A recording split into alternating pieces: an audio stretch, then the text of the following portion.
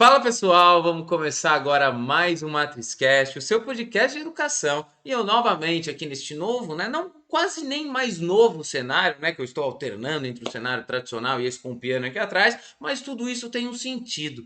Afinal, hoje a gente vai falar não somente sobre tecnologia, sobre a carreira em tecnologia, mas também conectando esse tema à arte. Vamos falar sobre arte e tecnologia. Como será que a gente vai conectar esses dois mundos e como isso pode ser super importante para você construir sua carreira? Talvez você tenha essas habilidades necessárias e também possa trilhar algo tão parecido como o nosso grande convidado de hoje, o Cris Dias, que veio falar sobre esse tema com a gente. Seja muito bem-vindo, Cris. É um prazer recebê-lo aqui no MatrizCast. Oh, muito bom, muito legal estar aqui. Já estou me sentindo muito importante, muito artista, muito galerias pelo mundo e tal, mas vamos lá, vamos trocar essa ideia aí. Eu gosto dessas conversas que ajudam a entender quem eu sou e quem eu faço, então botar a cabeça para funcionar aí, vamos que vamos. Obrigado aí. Vamos lá, Cris. E é muito bacana geralmente a gente conhecer, Cris, porque como o objetivo aqui é contar sobre trajetória, sobre carreira e sobre escolhas, o mais importante aqui no início é conhecer as suas escolhas. Como elas foram feitas e como você foi parar nesse tema que a gente conectou hoje, né? Você foi um cara de gostava de arte, foi para tecnologia, ou vice-versa, ou na verdade você caiu de paraquedas nisso um dia e descobriu que era o que você mais queria, porque aqui a gente escuta de tudo, Cris, né? Pessoas que sabiam o que queriam desde o começo, pessoas que ainda nem descobriram, mas estão felizes fazendo o que fazem. Enfim, conta um pouco sobre a sua trajetória, como que foi essa sua conexão com arte e tecnologia para a gente conhecer. Boa, eu antes de mais nada queria dizer que eu odeio essas pessoas que eu vejo em entrevista falando, e quando eu tinha 5 anos de idade, eu vi um, sei lá o que, animador, e eu resolvi ser animador, e eu sou o animador da Pixar hoje. Eu odeio essas pessoas, assim. Eu nunca soube o que eu queria, eu não sei até hoje. Eu nasci nos anos 70, então a tecnologia estava começando a chegar nas nossas casas. E meu pai é engenheiro de formação, então sempre tive contato com tecnologia, computador em casa antes de todo mundo. E eu era aquele tipo de cara ou de criança que olhava para um computador e falava, vou fazer jogos, né? Vou fazer o joguinho do ET. Eu lembro até hoje do joguinho do ET que eu queria fazer e que nunca saiu do papel a ideia. Mas nisso eu de certa maneira, hoje eu consigo olhar para trás e ver um certo caminho que eu trilhei, mas ao mesmo tempo eu cheguei aonde eu tô. As melhores decisões na minha carreira não foram muito pensadas, foram mais assim: o que que tem para fazer aqui? É legal? Isso aqui é legal de fazer? Então eu vou fazer. Já me fizeram na entrevista de emprego mais importante, talvez, da minha vida, que foi que né, culminou com eu trabalhando 5 anos na Meta, no Facebook, na época. E teve um diretor lá que perguntou, a famosa pergunta, onde você se vê daqui 5 anos? E eu não só respondi que eu não fazia a menor ideia, que se você tivesse me perguntado 5 anos antes, eu jamais ia imaginar que eu ia estar fazendo entrevista para o Facebook. Eu falei, cara, eu não faço isso, eu não planejo futuro. E aí o cara botou lá na fichinha, não contratar ele. E aí eu quase perdi o emprego, não por essa resposta, mas enfim, por causa desse tipo de atitude de não planejar. Mas assim, o meu plano de vida era trabalhar com tecnologia. Eu programo desde, sei lá, 8, 9 anos de idade, sempre gostei de programar, sempre encontrei até uma certa paz em programar, porque na minha cabeça programação é uma coisa que você pode demorar milhares de anos, mas você vai chegar na resposta. Você vai fazer aquele algoritmo que vai. Oh, tá passando uma ambulância aqui. Não dá Você pra vai notar. descrever naquele algoritmo, né, o que você precisa. Você pode até descobrir que, pô, eu ainda não tenho processamento suficiente, a transmissão da internet não é rápida o suficiente, mas é uma lista de passos que a gente chega. Então isso sempre me deu uma tranquilidade. Antes da gente começar a gravar aqui, por exemplo, eu estava programando por diversão, estou tentando fazer um bloquinho de notas turbinado e tal. Então, o plano era esse. Eu sempre vou trabalhar em tecnologia, tecnologia, tecnologia. Aí chegou na adolescência, aquela fase revoltada, eu falei, eu não quero trabalhar com tecnologia. Eu fazia escola técnica de mecânica no Cefet Rio. Eu resolvi largar e estudar publicidade também, curso técnico, e depois acabei me formando em radialismo, em rádio e TV, em curso técnico. Porque aí eu já estava consumindo conteúdo, já era o nascimento da MTV, já era um monte de coisa. Eu falei, não, eu quero expressar minha criatividade e tal. Aí eu termino o curso, eu dá aquela responsabilidade dos 18, 19 anos, falo, não, eu vou fazer curso de processamento de dados, porque computador é a profissão do futuro, eu vou ser engenheiro da IBM, e aí eu fui fazer PUC-Rio, processamento de dados, ciência da computação hoje. Mas aí, nesse vai e vem, mais ou menos nessa época, na época do CD-ROM e tal, eu descobri que eu estava virando, sem querer, uma coisa que vieram a chamar de profissional multimídia, né? Que eu ia usar a tecnologia para contar histórias, e não para calcular o Sim. saldo bancário de alguma coisa, né? Para ajudar as pessoas a se expressarem, ou para dar aula, ou para fazer alguma coisa do tipo. Então fui me encaixando. E aí minha carreira foi assim. Aí eu trabalhei com tecnologia, fui trabalhar no exterior como programador, fazendo sistemas de gerenciamento de conteúdo e tal. Mas ao mesmo tempo, na hora que eu fui morar no exterior, eu comecei a blogar para manter o contato com as pessoas. Então eu estava o tempo todo usando a tecnologia para me expressar e programando e tal. Até que chegou ali 2008, eu resolvi largar a tecnologia e mudar do Rio para São Paulo para entrar de cabeça em publicidade, no audiovisual, trabalhar em produtora, trabalhar em agência de publicidade, trabalhar no próprio Facebook como publicitário e não como programador. Mas aí lá no Facebook eu aprendi essa expressão que os caras estavam gostando muito de usar, que é arte e ciência. É você usar uma cabeça criativa para resolver problemas e depois usar tecnologia, dados, ou para embasar aquele projeto, ou enfim, para implementar aquilo. Eu me encontrei muito nisso pessoalmente, assim, como eu Sim. falei, entendi, eu sou esse cara que faz a ponte entre arte e tecnologia. Nunca me considerei artista, não sei desenhar nem bonequinho de palito, meu negócio é escrever, sou muito feliz escrevendo, botando as ideias em palavras, é, mas fazendo essa coisa de pensar como um artista, pensar como um engenheiro, ficar no meio do caminho. E aí foi uma pira que eu entrei esse ano no meu podcast. Desde 2018 eu faço um podcast chamado Boa Noite Internet. E esse ano eu materializei num episódio, numa palestra, o título é Crie como artista, pense como engenheiro, que na minha opinião, a gente está vivendo num mundo que valoriza o pensamento como engenheiro, né? Aquele famoso executivo que fala assim, aqui na empresa tomamos dados, todas as decisões são tomadas com dados, somos data-driven, não sei o que, sai cuspindo as palavras, e você precisa se colocar, antes de chegar nesse ponto, você precisa se colocar numa posição que o artista se coloca de assim, eu não sei, eu não faço a menor ideia, e eu vou trilhar um caminho para chegar nessa resposta. Aí quando eu começar a ter essas respostas, beleza, eu vou agir como engenheiro, vou fazer linhas de código, planilhas, processos e vou medir e tá tudo certo. Mas a gente já pula direto para esse momento. Até os artistas que, né, principalmente início de carreira, que já abre o Photoshop, né? Não, vou fazer um negócio que abre o Photoshop em branco e tem um antes.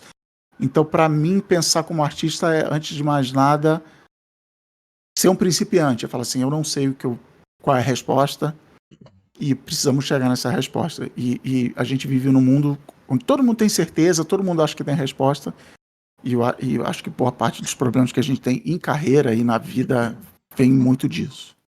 Muito bom, Cris. Contar, muito bacana você trazer um pouco da sua trajetória, né? Falar um pouco sobre as suas experiências, como você se sentia desde o começo, né? Você é um programador desde pequeno, né? E você já gostava de Isso. tecnologia, já gostava de programar, mas foi se descobrindo, né? Desse seu lado artístico, né? De como conectar muito da criatividade que você desenvolveu, que você tem, junto com as habilidades de programar, né? Porque a gente já discutiu muitas vezes aqui, Cris, que programar é um meio, né? Não é um fim. E eu Boa, entendo boa. e conecto a tecnologia e a programação, principalmente isso é um ponto de vista meu, mas eu acredito muito nisso em qualquer profissão, né? Seja ela qual for, né? Porque é um meio que te dá a possibilidade. Você, pô, sou um cara criativo, posso usar a tecnologia para isso. Sou um cara que faz qualquer coisa que você Isso. faz, você consegue colocar ali um processamento muito maior que a gente tem aqui, né? No silício, nos computadores, nos processadores, para nos ajudar a resolver problemas, para nos ajudar a encontrar soluções. Mas agora, a primeira coisa, eu vou te dar o título do Reels mais rápido que eu anotei aqui. Porque você sabe que para distribuição, né? Porque não basta a gente gravar, eu preciso distribuir, depois fazer uma propaganda. Ah, Então eu tem isso faço aí. cortes, né, do nosso episódio. Você bateu o recorde. Eu nunca coloquei um Reels tão rápido aqui. Esse foi o do começo. Geralmente os Reels são do final, quando o convidado se solta um pouco mais. São as perguntas mais direcionadas. Mas aqui eu já tenho com você, né, essa primeira pergunta. Então, Cris, eu desenvolvi aqui algumas perguntas para te fazer, já fiz várias também, mas eu vou selecionar essa primeira porque eu achei muito importante. Você contando, né, claramente você não sabia quando você tinha 5 anos Foi. o que você ia fazer hoje.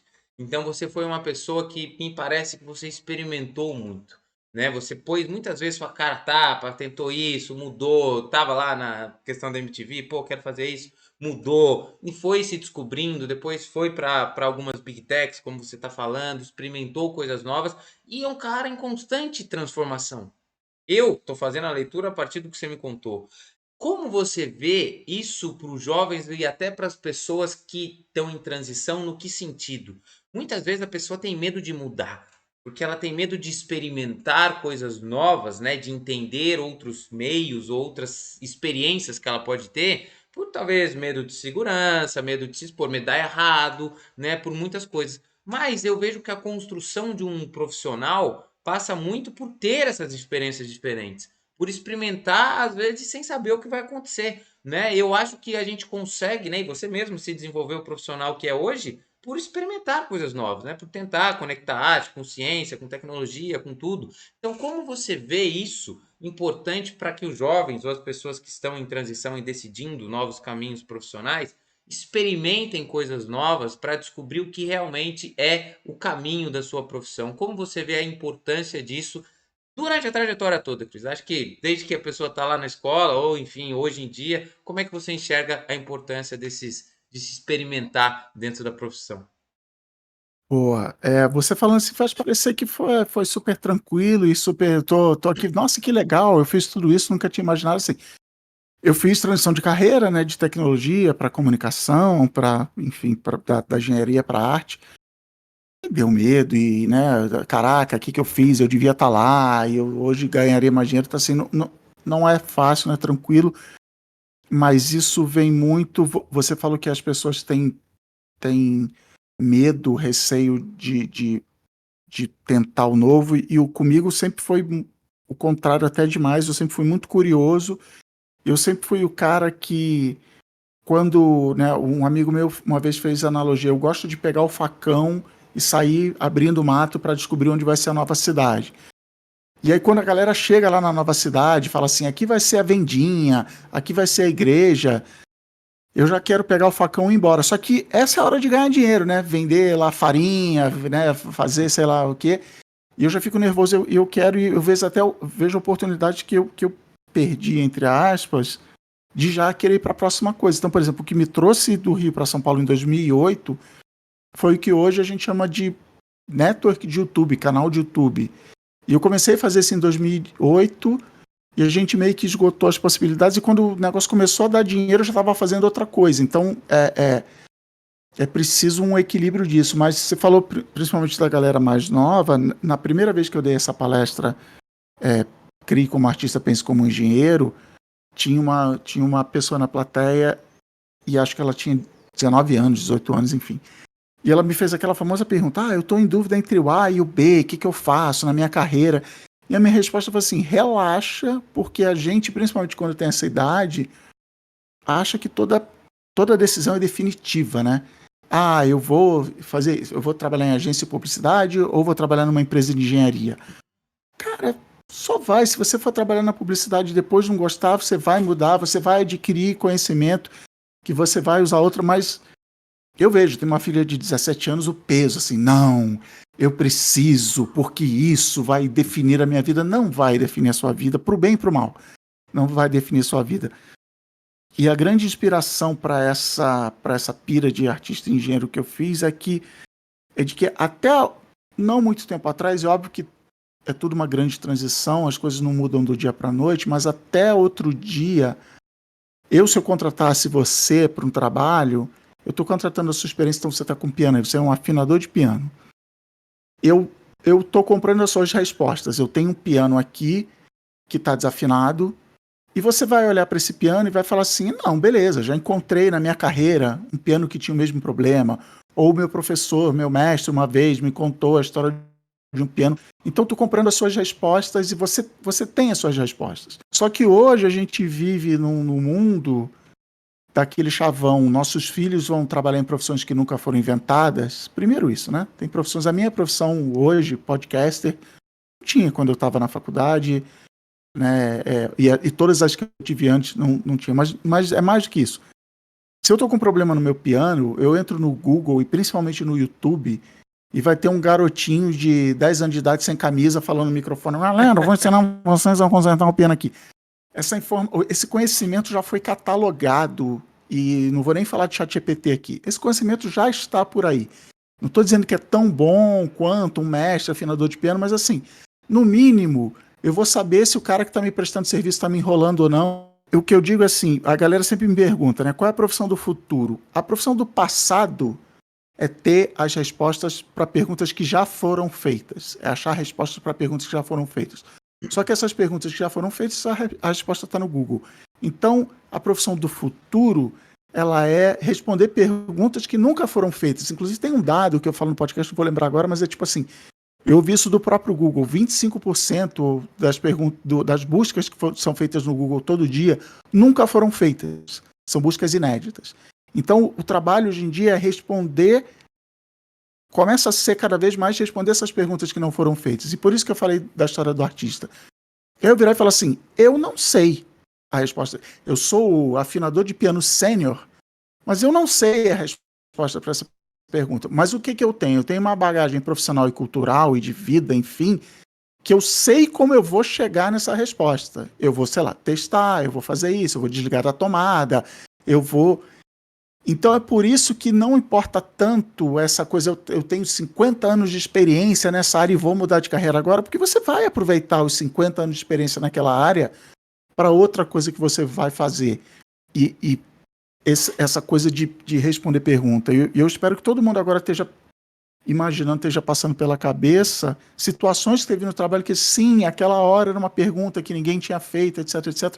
E como que a gente fez para responder. Então o peso das escolhas se torna um pouco melhor por causa disso.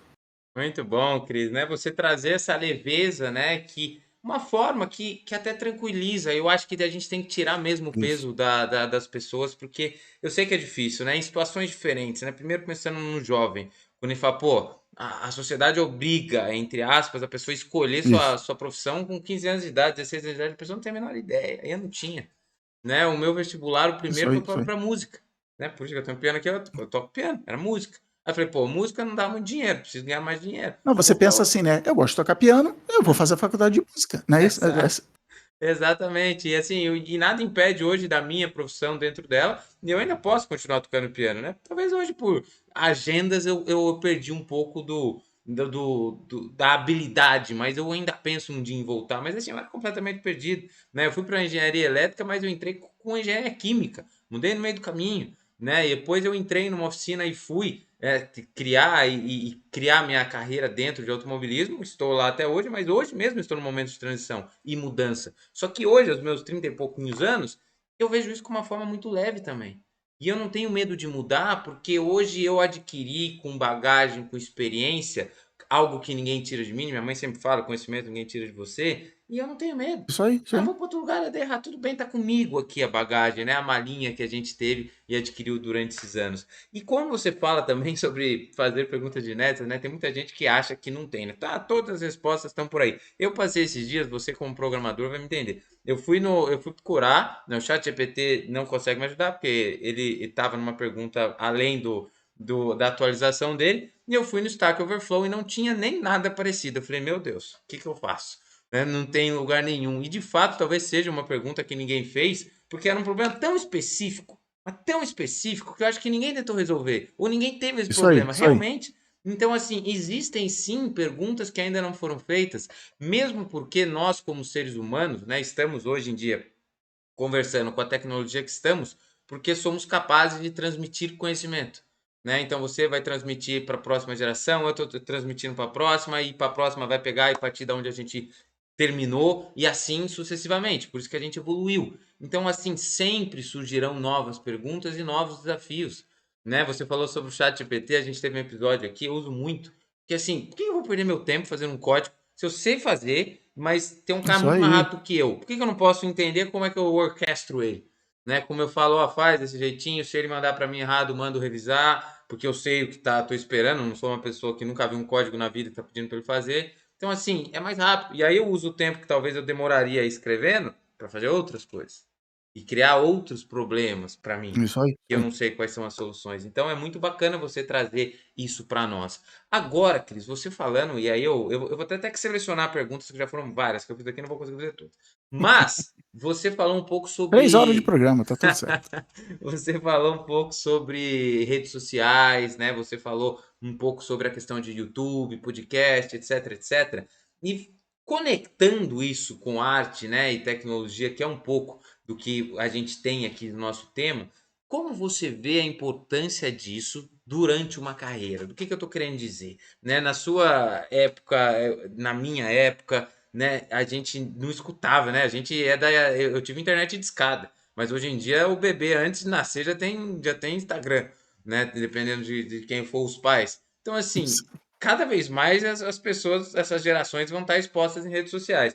Como você acha importante para uma pessoa, né, construir carreira e, pô, ser uma pessoa que se comunica em redes sociais? Eu tô falando usar redes sociais em prol de carreira, tá? Não tô falando. Vamos separar aqui a parte pessoal da parte de carreira. Você acha que isso é importante para a gente desenvolver habilidades de comunicação, para a gente desenvolver, talvez pensando nisso, em habilidades de apresentar o nosso conteúdo, de expressar nossas opiniões? Isso será que é importante dentro de uma construção? E principalmente, às vezes, para o cara que vai contratar, isso já aconteceu também, alguma experiência com você? Como você enxerga isso, Cris? Toda essa minha história de transição de carreira, ela acontece porque eu mudo de carreira em redes sociais. Tem um grande amigo meu, o Christian Rossas, o Crocas, a analogia dele é o seguinte: do mesmo jeito que quando a gente era criança, a família dizia que a gente tinha que fazer curso de inglês, né? Tem que falar outro idioma. Ele fala que redes sociais é um idioma nesse sentido. A gente tem que saber usar para carreira e para vida e tal. Porque é isso, é o jeito que as pessoas se comunicam. É óbvio que eu sou muito contra as pessoas que colocam a fama na rede social em primeiro lugar. Então, hoje em dia todo o médico tem que ter rede social. Tem não para ser o médico mais famoso e virar um digital influencer de medicina, mas precisa saber mostrar para o mundo o seu trabalho, a sua capacidade. Então, a minha história foi: eu sou formado em programação, trabalhei na IBM, trabalhei em empresa de tecnologia, e um dia eu começo a trabalhar em comunicação. Nossa, como é que foi isso? Porque lá, a minha transição oficial acontece em 2008, 2009. Lá em 2000, eu comecei a blogar. E aí eu começo a usar blog, começo a escrever, as pessoas começam a ler o que eu estava... Nossa, que interessante isso que esse cara fez. Esse texto aqui, ele falou desse assunto. E aí entrei em Twitter, em Orkut, e aí por afinidade minha, por gostar disso, eu começo a comentar eu acho que as pessoas estão se comunicando na internet de um jeito errado, os sites deveriam ser assim, a publicidade deveria ser assado. Então, ao longo de 8 anos, eu vou mostrando para as pessoas e provando para as pessoas que eu tenho alguma coisa a oferecer. Não vou nem dizer que eu sou bom ou que eu sou ruim. Que eu tenho uma coisa. Então, quando eu fui entrar no Facebook, eu nem lembro como é que foi a história, mas o importante é que no final da frase o meu chefe falou assim: não, a sua entrevista de emprego começou 5 anos atrás, que 5 anos antes eu tinha um podcast, eu participava de um podcast de publicidade, eu entrevistei ele, a gente se conheceu e a gente foi trocando ideia.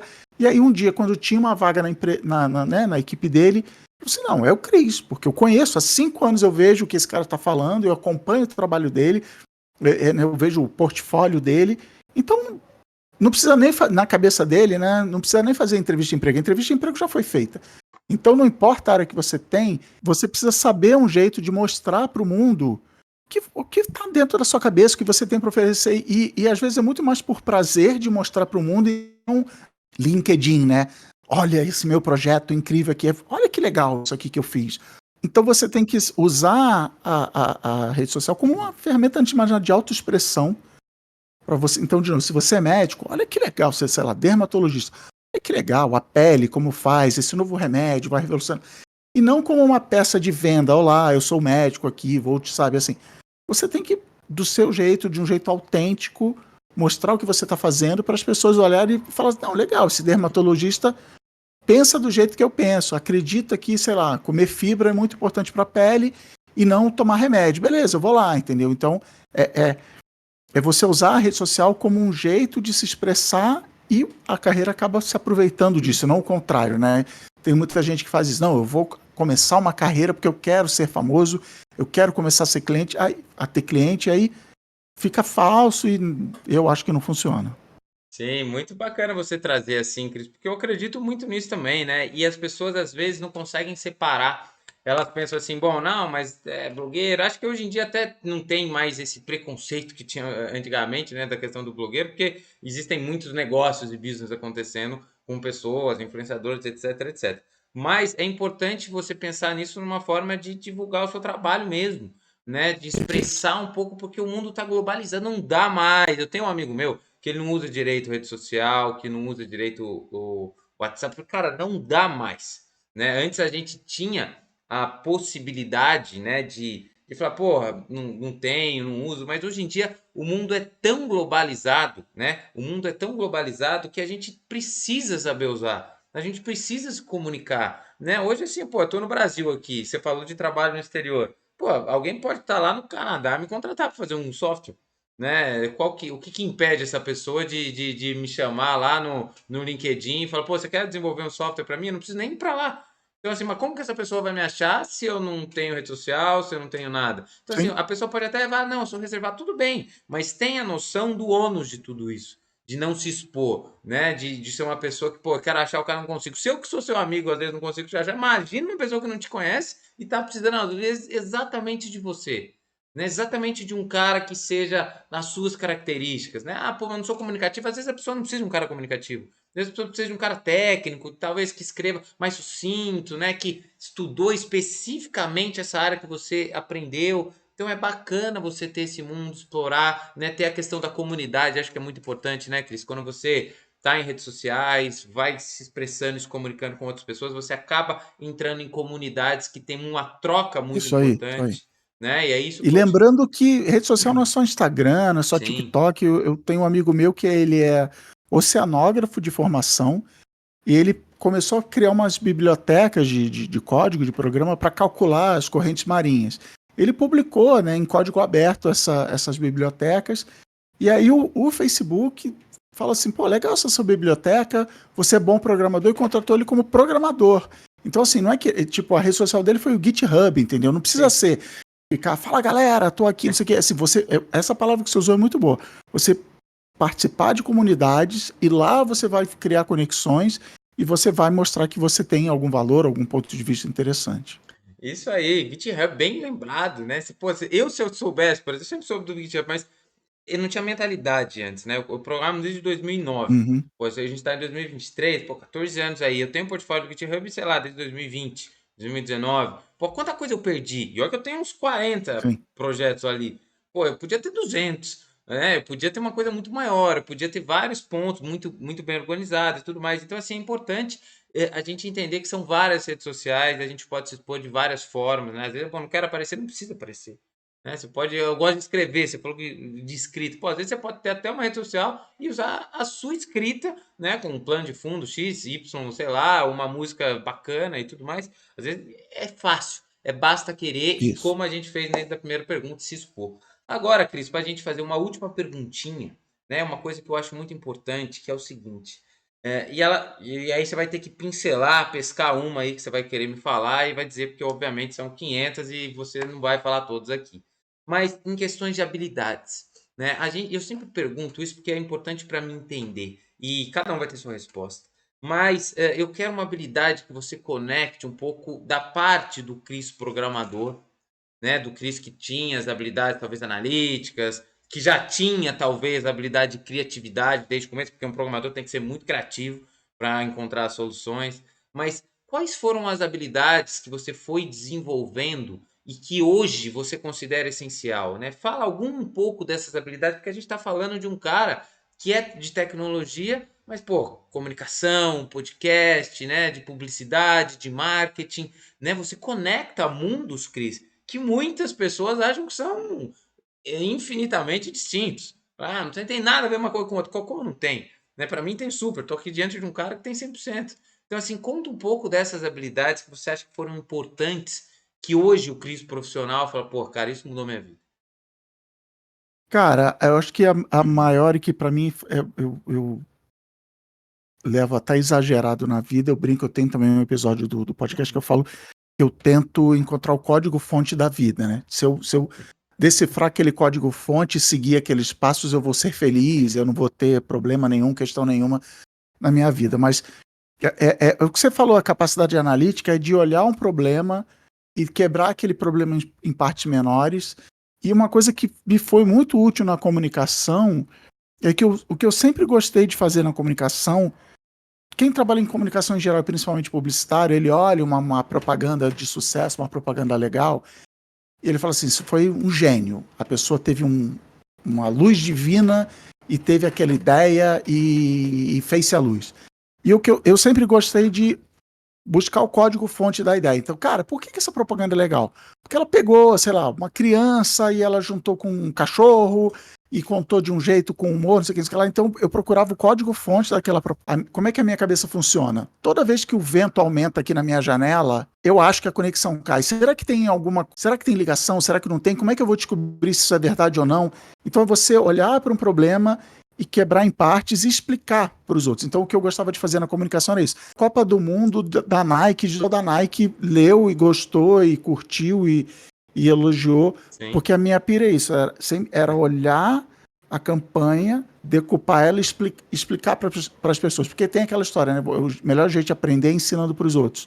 Sim. Então eu explicava, olha, eu acho que é isso, isso, isso, e assim não só conecta com outra pergunta de como é que eu fiz a minha carreira, que as pessoas, nossa, faz sentido isso que ele falou, mas usando essa cabeça de engenheiro para olhar para as coisas e entender que não existe genialidade, existe suor, né? Programador, aquele cara é um programador genial. Não, ele é um cara que domina as plataformas, as tecnologias, senta o rabo na frente do teclado e codifica.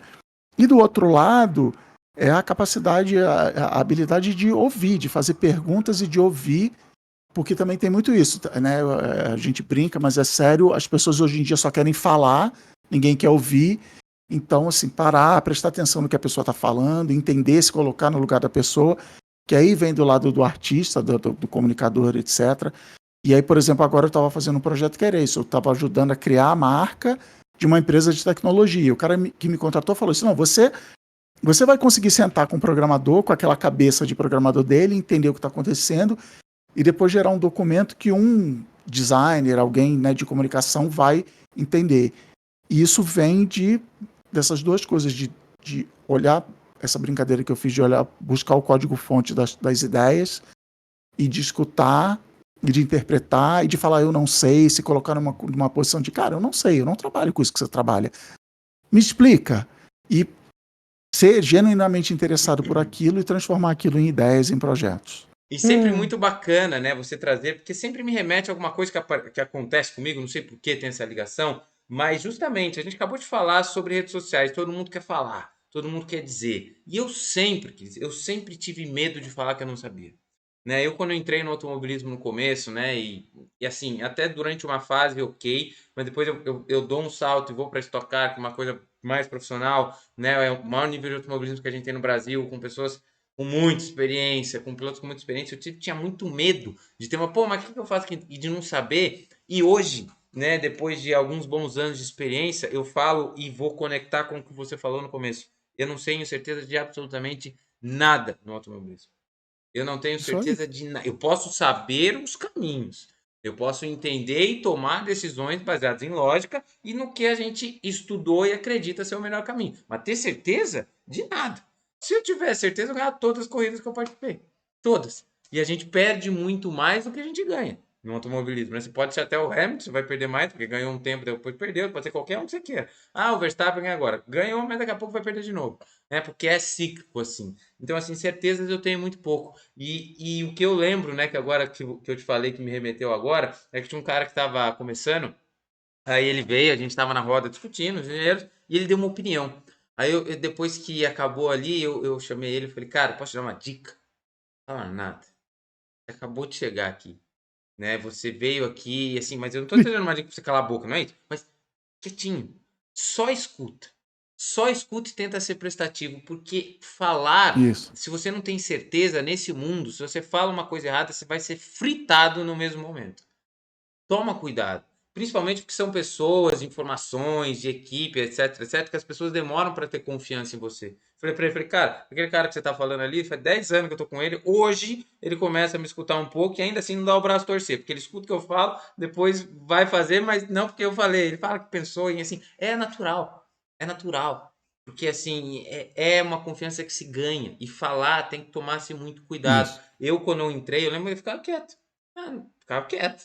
Me sentia constrangido, mas hoje eu entendo que foi um processo natural. Afinal, a habilidade de escutatória, Cris, dentro da comunicação, se a gente fosse dividir metade escutar, metade falar, no meu ver, pelo menos, escutatória é 80% e falar é 20%. É muito mais Isso difícil aí. escutar. É muito mais difícil ter empatia. Mas muito bacana a gente falar sobre isso, Cris. Né? Enfrentamos aqui os ventos, os sinais e tudo mais para conseguir, né, Tempestade. discutir sobre arte e tecnologia e falar sobre uma carreira tão incrível como a sua e tantos pontos importantes que você trouxe, sejam eles da parte de se expor, depois das habilidades, né, que você aprende dentro de programação junto com a arte, né, o que é importante, né, o que te constrói. E agora, como a gente vai sumarizando tudo isso, eu vou deixar um espaço aí para você dar mensagem final para os nossos ouvintes. Você falou do podcast Boa Noite Internet, que eu anotei aqui. Pode falar todos os links e projetos que você tem, que eu vou deixar na descrição desse canal. O espaço é todo seu, Cris. Prazer aqui falar com você.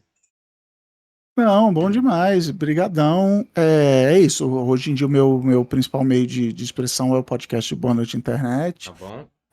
Inclusive, até nesse papo que você estava falando de automobilismo e tal, tem um episódio que se chama O Trabalho Não é o Trabalho, que é de 2019, onde eu cito um exemplo de um piloto de Stock Car, o Cacá Bueno. Na época eu não podia citar o nome dele, que eu estava fazendo um projeto com ele, mas a pira é basicamente assim: a coisa que um piloto de corrida menos faz é correr, né? Ele dá entrevista, ele acerta o carro, ele janta com o patrocinador.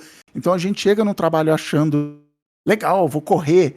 Não, cara, você vai fazer um monte de coisa e uma das coisas que você vai fazer é correr. O Cacá Bueno participa de mais evento de patrocinador do que fica sentado na frente de um volante. Sim. Então, se alguém for chegar no podcast, sugiro começar por esse episódio, e aí depois entra lá e vai.